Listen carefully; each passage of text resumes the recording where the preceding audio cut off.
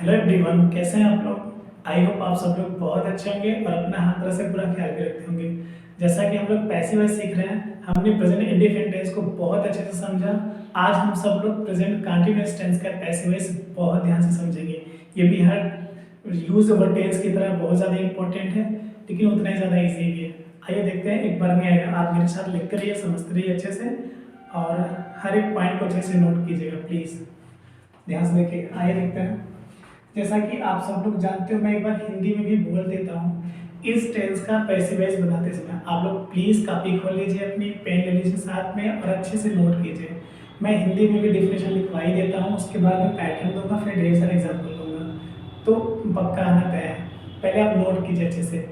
इस टेंस का passive voice बनाते समय सर्वप्रथम ऑब्जेक्ट को सब्जेक्ट के स्थान पर लिखते हैं, फिर कर्ता अनुसार, कर्ता के अनुसार। ध्यान दीजिएगा, यदि कर्ता एक वचन है तो इज, बहुवचन है तो आर, और केवल आई है तो एम। तो कर्ता के अनुसार सहायक क्रिया इज, एम, आर के बाद being, B E I N G, being लगाकर, मतलब is am are plus being लगाकर वर्ब के थर्ड फॉर्म, मेन वर्ब के मुख्य क्रिया के थर्ड फॉर्म का प्रयोग करते हैं, क्योंकि पैसिव वॉइस थर्ड फॉर्म से बनता ही है। ओके, फिर क्या करना, सब्जेक्ट को ऑब्जेक्ट के स्थान पर लिखकर उसके पहले बाई का प्रयोग करते हैं, ठीक है ना। तो इसको पहले आपने नोट कर ली। चलिए, इस टेंस का पैसिव वॉइस बनाते समय सर्वप्रथम ऑब्जेक्ट को सब्जेक्ट के स्थान पर लिखते हैं, फिर कर्ता अनुसार सहायक क्रिया is, am, are plus being लगाकर मेन वर्ब के थर्ड फॉर्म का प्रयोग करते हैं, फिर सब्जेक्ट को ऑब्जेक्ट के स्थान पर लिखकर उसके पहले बाई लगाते हैं। यही मैं आपको पैटर्न में भी लिखने वाला हूँ, क्योंकि रूल थोड़ा लेंथी हो जाएगा। पैटर्न में मैं आपको समझा देता हूँ अच्छे से। सबसे पहले आपको लिखना होगा सब्जेक्ट, सब्जेक्ट के बाद आप लिखेंगे इज, एम या आर में से कोई एक, plus B E I N G कर देंगे, ठीक है ना, बीइंग, उसके बाद वर्ब की थर्ड फॉर्म, उसके बाद आप लिखेंगे बाई प्लस ऑब्जेक्ट, ऑब्जेक्ट के बाद प्लस अदर वर्ड, जो चीज बचा रहेगा उसके बाद हम लिखेंगे, ठीक है ना। अब बनाते हैं वो ध्यान से, ध्यान दीजिएगा। मैंने ये असर्टिव का पैटर्न लिखा है, बट नेगेटिव और इंट्रोगेटिव का भी मैं ढेर सारे एग्जांपल दूंगा, ठीक है ना। आप समझते हैं एग्जांपल के माध्यम से। एग्जांपल्स हमें ये देखना है। आप सिंपल जानते हैं प्रेजेंट कंटीन्यूअस टेंस का ही, चूंकि मैं पैसिव वॉइस बनाना है तो प्रेजेंट कंटीन्यूअस में तो पहले से ही इज, एम, आर लगती है, इसमें B E I N G, being जोड़ जाएगा। जैसे Ram is playing hockey in the field. अब चूंकि ये प्रेजेंट कंटीन्यूअस टेंस में राम सिंगुलर सब्जेक्ट है, राम इसके बाद इज लगा, वर्ब की आईएनजी फॉर्म, मतलब प्रेजेंट कंटीन्यूअस है। ये लग रहा है कि इजी मार्ग बाद आईएनजी लगा हुआ वर्ब में, तो कंटीन्यूअस कहलाता है ये, ठीक है, प्रेजेंट कंटीन्यूअस कहलाएगा। अब हमें ऑब्जेक्ट को सब्जेक्ट बनाना है। तो राम तो खेल रहा है, बट क्या खेल रहा है, हॉकी खेल रहा है, ये आपका ऑब्जेक्ट है, तो हॉकी को हम सब्जेक्ट बना देंगे, ठीक है। HOCKEY, हॉकी भी एक ही वचन है, कोई भी खेल सिमिलर सब्जेक्ट होता ही है, मतलब सिमिलर ही होता है, बट सब्जेक्ट रूप में होगा तो सब्जेक्ट हो गया।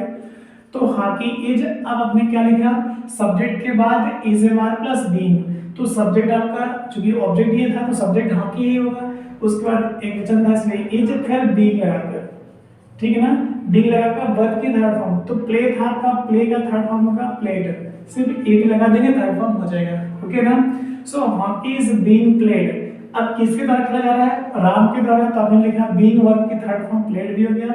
अब बाई प्लस ऑब्जेक्ट कर दीजिए, तो चूंकि वर्ब के बाद ऑब्जेक्ट होता ही है, कुछ बच्चे करते क्या, प्लेस को पहले कर देंगे उसके बाद ऑब्जेक्ट रखेंगे, सेंटेंस वो भी ठीक कहलाएगा, गलत नहीं होगा, बट रूल तो यही है ना कि वर्ब के तुरंत बाद ऑब्जेक्ट होना चाहिए। तो by Ram in the field कर सकते हैं आप, बाई राम कर दीजिए आप यहाँ पर, ओके ना। उसके बाद इन द फील्ड, मैं बार बार कह रहा हूँ आपसे, यदि आप इन द फील्ड पहले करते हैं तो भी गलत नहीं होगा, बट स्ट्रांगली रूल ये कहता है कि वर्ब के तुरंत बाद आपका ऑब्जेक्ट होना चाहिए। तो ऑब्जेक्ट, सब्जेक्ट को ऑब्जेक्ट बनाने के लिए उसके पहले बाई लगाना पड़ेगा, तो वर्ब की third form plus by plus object कर देंगे, सेंटेंस क्लियर हो जाएगा, ओके ना। तो ये तो रहा सिंपल। यदि आप नेगेटिव बनाना चाहे, जैसे you are not helping me, okay ना, आप मेरी मदद नहीं कर रहे हैं। अब कैसे बनाएंगे इसको, तो सिंपल ये होगा, चूंकि नेगेटिव सेंटेंस हो गया। तो वर्क बाद ऑब्जेक्ट है आपका, ऑब्जेक्ट आपका क्या है, मी है, इसे ही सब्जेक्ट बनाना होगा। मतलब मी को जब सब्जेक्ट बनाएंगे तो आई होगा। हमने आपको पहले लिखवाया था सब्जेक्ट क्या है, ऑब्जेक्ट क्या है, ठीक है ना, किस तरह से बनाना होगा। तो मी को हमें सब्जेक्ट बनाना था, तो जब मी का सब्जेक्ट बनाएंगे तो आई होगा। आई के साथ क्या लगती है, सहायक इज एम आर में से आप ये भी जानते होंगे, आई के साथ एम लगती है, तो यहाँ पर भी एम हो जाएगा, आई एम। उसके बाद बीइंग लगाना है आपको, तो आई एम बीइंग, ठीक है ना। अब वर्ब की थर्ड फॉर्म के लिए देखिए, बीइंग के बाद वर्ब की थर्ड फॉर्म होती है, तो हेल्प का third form H E L P, सिर्फ ईडी लगा दीजिए, क्योंकि ये वीक वर्ब है। वीक वर्ब में डी ईडी या टी लगाकर ही थर्ड फॉर्म होता है। सो आई एम बीइंग हेल्प्ड हो गया। अब क्या बचा, बाई प्लस ऑब्जेक्ट, तो किसके द्वारा, यू था आपका सब्जेक्ट, अब इधर ऑब्जेक्ट हो जाएगा तो बाय यू ही होगा। क्यों, क्योंकि यू सब्जेक्ट भी है और ऑब्जेक्ट भी, जब यू का ऑब्जेक्ट बनाएंगे तो यू ही होगा। तो अब कुछ बच नहीं रहा उसका आगे लिखने के लिए, आप ऑलरेडी लिख दो फुल स्टॉप, ठीक है ना। अब जैसे यहाँ पर हो जाए he is learning his lesson, या फिर मैं करूं इज ही लर्निंग, देखिए मतलब इंटरव्यू बनाना चाहे तो is he learning his lesson, क्या वो अपना पाठ याद कर रहा है, सिंपल। अब क्या करना है हमको, आप अच्छी तरह से जानते हैं कि ऊपर से आई क्रिया है तो नीचे भी साई क्रिया होगी, लेकिन डिपेंड करता है कि कौन सा सब्जेक्ट है। ही एक वजह नहीं, इसलिए इज लगा, बट ही तो आएगा नहीं, अभी ही सब्जेक्ट है तो ऑब्जेक्ट हो जाएगा। अब ऑब्जेक्ट को सब्जेक्ट बनाएंगे तो ऑब्जेक्ट है हिज लेसन, हिज लेसन भी एक ही वजह नहीं, इसलिए इज आएगा। तो हिज लेसन, ध्यान से देखिएगा पैटर्न कैसे बनाते हैं, तो हिज लेसन होगा पहले ना, बनाते हैं हिज लेसन, उसके बाद आप इंटरप्रेटिव में था इज तो आ चुका है पहले से, देख रहा ना। अब सब्जेक्ट के बाद आपको बीइंग लगाना होगा यहाँ पर, his lesson is being learn का थर्ड फॉर्म लर्न हो जाएगा, L E A R N T, learn. अब ही सब्जेक्ट है, उधर जाएगा बाय हिम हो जाएगा, यहाँ पर लिख देते हैं बाय हिम, लास्ट में क्वेश्चन मार्क। तो इज, देखिए ध्यान से, is he learning his lesson, क्या वो अपना पाठ याद कर रहा है, is his lessons being learned by him. मुझे बताना सिर्फ कंसेप्ट है आपको, बाकी सेंटेंस यही नहीं आएगा, तो किसी तरह का भी सेंटेंस हो सकता है, कंसेप्ट यही रहेगा, आइडिया यही रहेगा, रूल्स यही रहेंगे, इसी पैटर्न पे ही आपको बनाना होगा, ठीक है ना।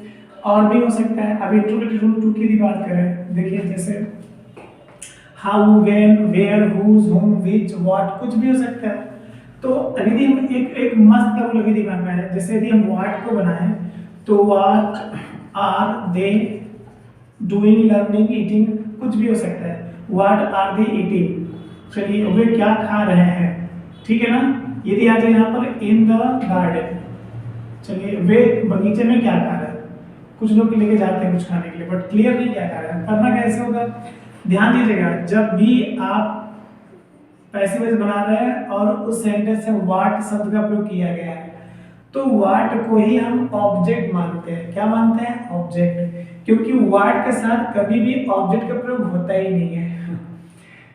क्यों नहीं होता है, क्योंकि क्या शब्द लगा करके ही तो हम ऑब्जेक्ट को निकालते हैं, और ऑलरेडी हमने व्हाट मींस क्या होता है उसको लगाया हुआ है, तो ऑब्जेक्ट कहां से आएगा, ये तो लगा करके पूछते ही है, अभी तो खुद ही पूछ रहा है, यदि होता तो व्हाट क्यों लगाते हैं, ठीक है ना। इसलिए इस सेंटेंस में ऑब्जेक्ट नहीं है, ठीक है ना। तो करना क्या है, आप भी जानते हो कि ऑब्जेक्ट को ही सब्जेक्ट बनाते हैं, तो व्हाट जब ऑब्जेक्ट है तो अब ये सब्जेक्ट हो जाएगा, ठीक है ना। चलिए बनाते हैं, तो व्हाट आपका अब ये सब्जेक्ट हो गया, ओके। तो जब ये सब्जेक्ट हो गया तो अब इसके बाद हेल्पिंग वर्ब आएगी, तो व्हाट एक वचन है इसलिए इज लगेगा, तो व्हाट इज, उसके बाद B E I N G, being लगा देना। सो व्हाट इज बीइंग, अब ईट का थर्ड फॉर्म ईटेन हो जाएगा, ध्यान दीजिएगा, बहुत ही इंपॉर्टेंट है ये।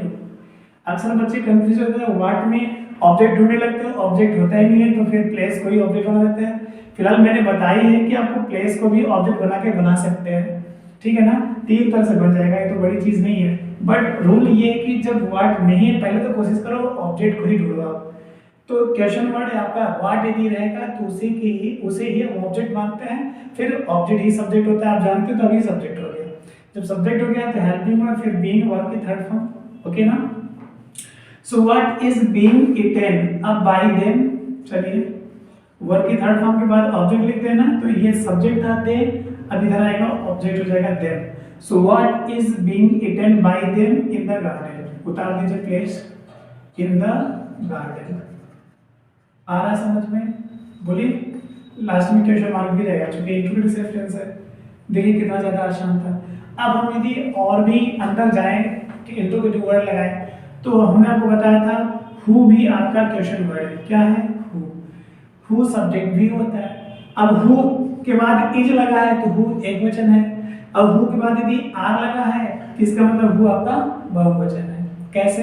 यदि एक बार कौन शब्द आएगा वाक्य में, आपको कौन पीट रहा है, कौन पढ़ा रहा है, कौन मदद कर रहा है, कौन पैसे दे रहा है, कौन, तो कौन शब्द से भी एक बार है तो हु के बाद इज लगाना है। यदि कौन कौन आ जाए यहाँ पर, कौन कौन आ जाए, चलिए ऐसे भी सेंटेंस होता है। कौन कौन आपको गाली दे रहा है, कौन कौन मदद कर रहा है, कौन कौन पीट रहा है, कौन कौन बढ़ा रहा है, कौन कौन पैसे दे रहा है, तो कौन कौन शब्द आएगा तो हु आपका प्लूरल हो जाएगा, बहुवचन, इसलिए आर लगाना होगा। तो अब तो पकड़ लेंगे आप कि यदि हु के बाद इज है इसका मतलब एक बार कौन है, हु के बाद यदि आर है तो इसका मतलब हु मींस बहुवचन हो गया, कौन कौन होता है। ठीक है ना? तो अब मैं क्या लगा रहा हूँ आप समझ जाइएगा क्या मुझे लगाना होगा। ठीक है ना? हु आपका सब्जेक्ट है ही, तो हु इज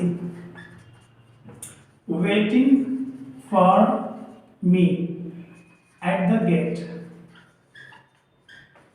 चलिए गेट में मेरा कौन इंतजार कर रहा है, आप कैसे बनाओगे इसका पैसिव बता सकते हैं आप? तो हु के बाद इज लगा है इसका मतलब हु सिंगुलर है, फिलहाल यहाँ पे सिंगुलर प्लूरल मायने नहीं रखता है। अब हमें पैसिव बनाना होगा तो हु को क्या करते हैं, हु को, अब चूंकि हु सब्जेक्ट है तो ऑब्जेक्ट हो जाएगा, तो हु को बाई हुम करते हैं। किस में करते हैं? बाई हुम में कर देंगे। ओके ना? बाई हुम कौन मदद किया जा रहा है भाई, देखिए हु इज वेटिंग फॉर मी, कौन मदद कर रहा है, किसकी मदद कर रहा है? मेरी। यहाँ पर मी आपका ऑब्जेक्ट है, तो who by whom am I, am I. अब सब्जेक्ट के बाद आपको बीइंग लगाना होगा। हुम देखा, by whom am I being. अब वेट का third form WAITED, waited for. चूंकि वेट फॉर एक साथ ही है, वेट फॉर में प्रतीक्षा करना होता ही है, फॉर लगता है की शब्द के लिए। ओके ना?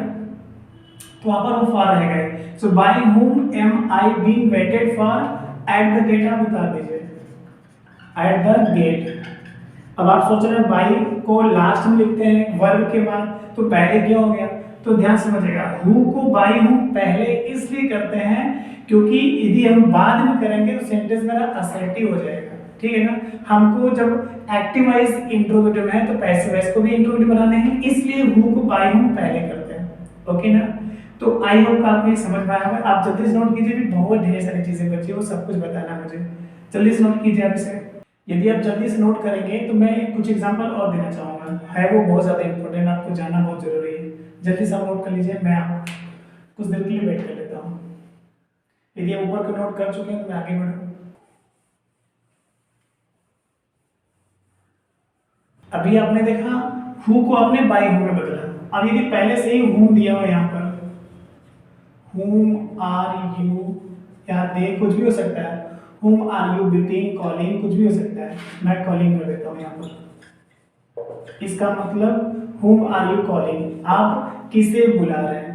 समझिए बात को, आप किसे बुला रहे हैं, किसको बुला रहे हैं, कौन बुला रहे हैं, आप बुला रहे हैं, किसे बुला रहे हैं, मतलब ऑब्जेक्ट निकालने के लिए किसे लगाते हैं। जब आप किसे शब्द लगा रहे हैं तो ये whom मींस किसे मिल रहा है।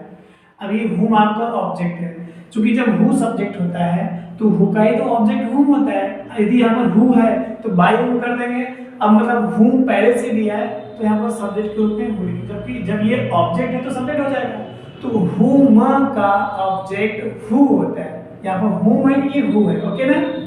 तो हुम आपका ऑब्जेक्ट था, अभी हो गया सब्जेक्ट। अभी आपके ऊपर डिपेंड करता है कि कोई एक व्यक्ति को आप बुला रहे हैं तब तो हु आपका सिंगुलर हो जाएगा, किसी एक से अधिक लोगों को बुला रहे हैं तब तो हु आपका प्लूरल हो जाएगा।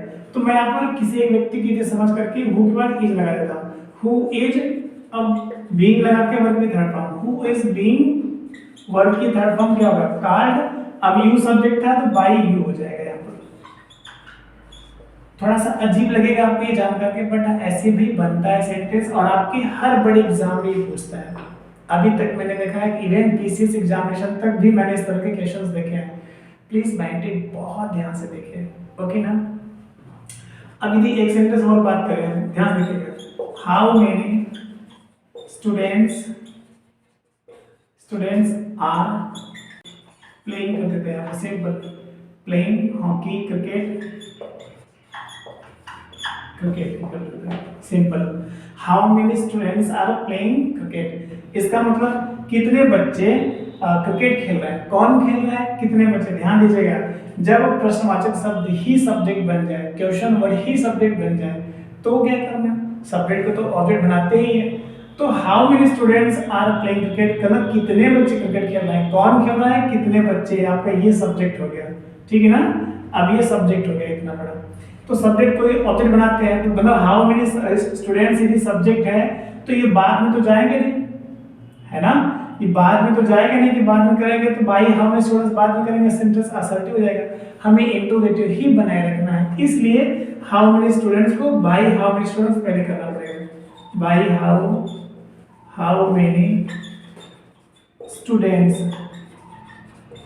ओके ना, STUDENTS, by how many students. अब सब्जेक्ट को ऑब्जेक्ट मैंने बना दिया, अब हेल्पिंग में लगेगी, डिपेंड करता है कौन सा ऑब्जेक्ट है उसी सब्जेक्ट बनाना है। तो वर्ब के बाद ये ऑब्जेक्ट होता है, ध्यान दीजिएगा, वर्ब प्ले है, उसके बाद क्रिकेट है। क्रिकेट एक वचन है, सिंगुलर है, इसलिए इज क्रिकेट, इज क्रिकेट। अब सब्जेक्ट के बाद बीइंग लगाना होगा आपको, ठीक है ना, इज क्रिकेट बीइंग।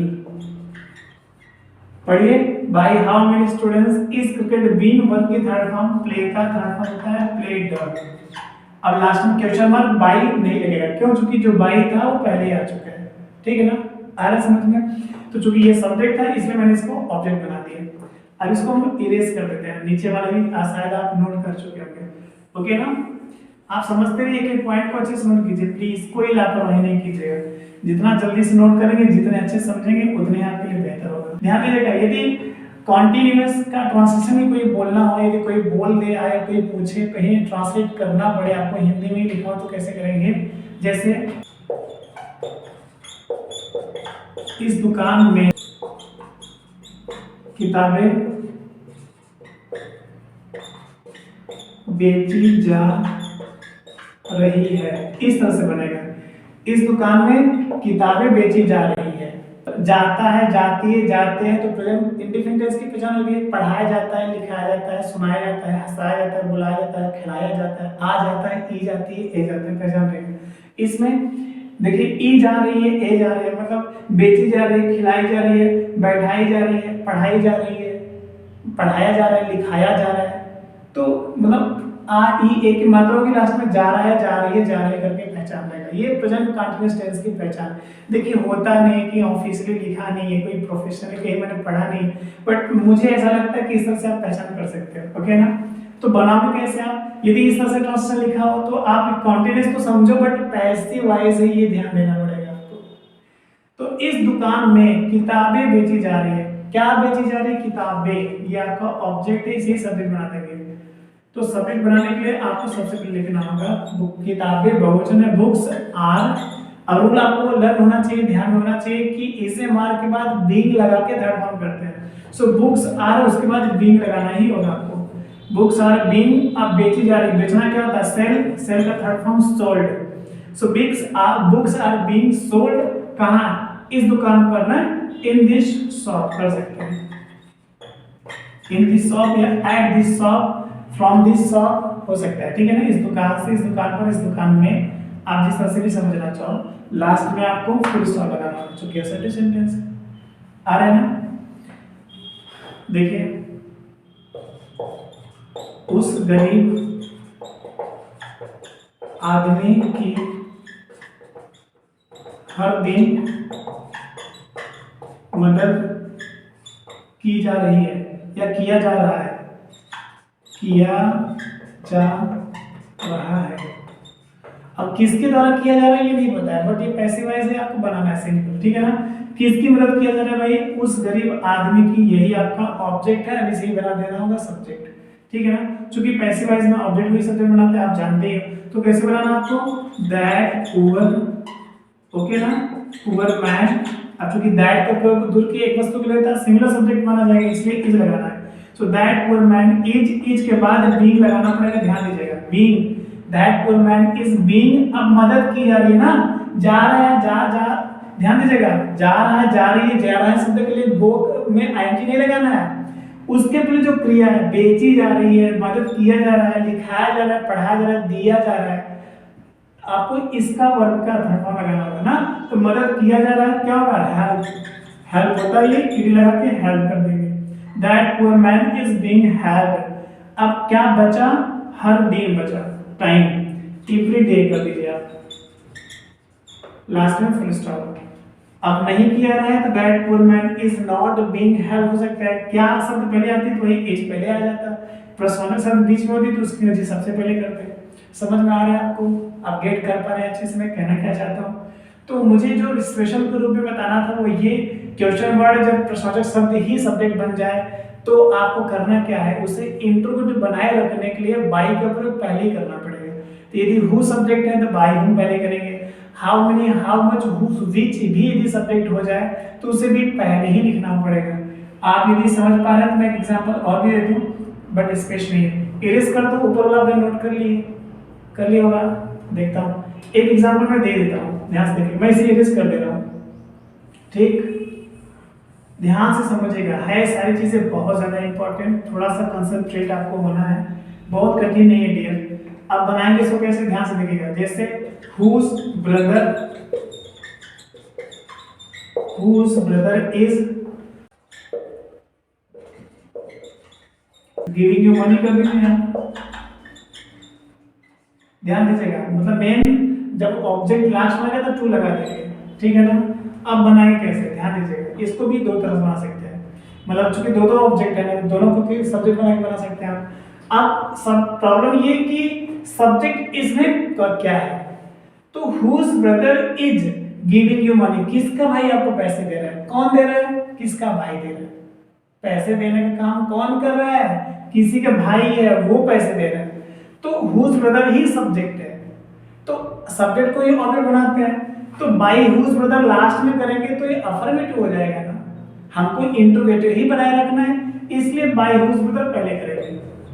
समझ पा रहे हैं मैं कहने क्या चाहता हूँ, बाई हुज ब्रदर आपको पहले कर देना होगा, ठीक है। बाई हुज ब्रदर अब डिपेंड करता है कौन सी साइड पे लगाएंगे, डिपेंड करता है कौन सा सब्जेक्ट बनाते हैं। यदि हम यू को सब्जेक्ट बनाएंगे, क्योंकि ये दोनों ऑब्जेक्ट हैं, यू को सब्जेक्ट बनाएंगे तब तो हमें आर लगाना पड़ेगा, आर यू। यदि मनी को सब्जेक्ट बनाएंगे तो इज मनी करना पड़ेगा यहाँ पे, आ रहा समझ में, मैं दोनों लिख देता हूँ, ये बाई हुज ब्रदर तो दोनों में रहेगा, समझिएगा आप आगे, by whose brother are you, अब BEING लगाना पड़ेगा आपको दोनों में, ठीक है ना, दोनों में बी लगाएगा। अब वर्ब की थर्ड फॉर्म, तो गिव का थर्ड फॉर्म गिवन होता है, GIVEN, आप नीचे वाले में भी गिवन कर सकते हैं। अब यदि आपने यू सब्जेक्ट बनाया है तो आपको मनी बच रहा है इसमें, तो मनी लिख देंगे आप यहाँ पर। यदि आपने मनी को ही सब्जेक्ट बनाया है तो यू बच रहा है तो आप यू लिख देंगे, लास्ट में क्वेश्चन मार्क दोनों रहेगा। पढ़ते हैं, हम दोनों पढ़ रहे हैं वन बाय वन, ध्यान समझिएगा। by whose brother are you being given money, या by whose brother is money being given you भी हो सकता है, आपकी मर्जी, जिस तरह से भी आप बनाना चाहिए, दोनों सेंटेंस सही है। आप प्लीज इसको नोट करो अच्छे से। आई डू नॉट थिंक कि कोई भी प्रॉब्लम होनी चाहिए आपके, फिर भी यदि लगता है कोई चीज समझ नहीं आई और कोई डाउट रह गया आपको तो प्लीज रिवीजन कर लीजिए, एक बार, दो बार, तीन बार देख लीजिए, आपको कोई दिक्कत नहीं है, हम है कहीं नहीं जा रहे हैं। और फिर भी कोई प्रॉब्लम तो प्लीज मुझसे पूछिए ना, मैं किस दिन काम आऊंगा आपको, मैं तो आपके लिए सब कुछ करना चाहता हूँ डियर। तो I will let you have everything that you really need about, don't worry, please be serious and punctual to your class every day. Wish you very all the best, thank you.